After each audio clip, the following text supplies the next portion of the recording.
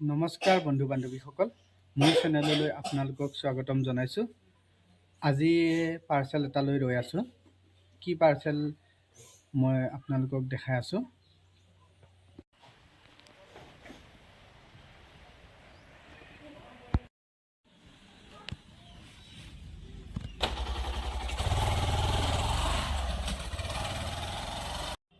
বন্ধু বান্ধৱীসকল, মই এতিয়া আপোনালোকক পাৰ্চেলটো দেখাবলৈ ওলাইছোঁ। আজি এসপ্তাহমানৰ আগতে এই পাৰ্চেলটো অৰ্ডাৰ কৰিছিলোঁ। এয়া চাওক, কিতাপ এখন অৰ্ডাৰ দিছিলোঁ। এতিয়া জাষ্ট পাৰ্চেলটো আহি পাইছে। এতিয়া মই পাৰ্চেলটো আনবক্সিং কৰিম, আপোনালোকক দেখাই আছোঁ। ভিডিঅ'টো স্কিপ নকৰাকৈ চাই যাব। মই এতিয়া পাৰ্চেলটো এই কিতাপখন আনবক্সিং কৰিবলৈ ওলাইছোঁ। অলপ কাটি দেখাওঁ। কিতাপখনৰ ভিতৰত কি আছে চাওঁ।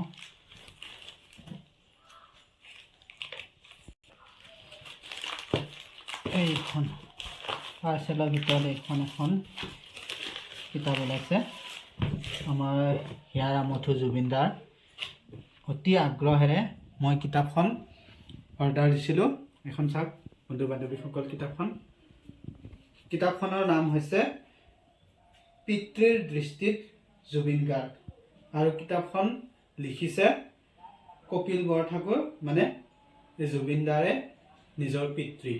এই কিতাপখন নিজৰ পিতৃৰ চকুত জুবিন গাৰ্গ এজন কেনেকুৱা আছিল সেই বিষয়ে কিতাপখনত আছে।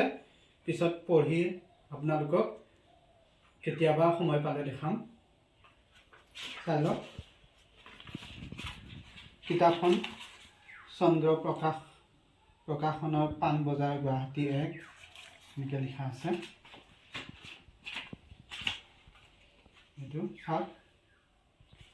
কিতাপখনৰ মূল্যটো হৈছে 180 টকা, আৰু ইয়াত প্ৰথম প্ৰকাশ পাইছিল কিতাপখন 2011 চনত, আৰু এয়া হৈছে দ্বিতীয় প্ৰকাশ, আৰু দ্বিতীয় প্ৰকাশ পাইছিলে অক্টোবৰ 2025-ত।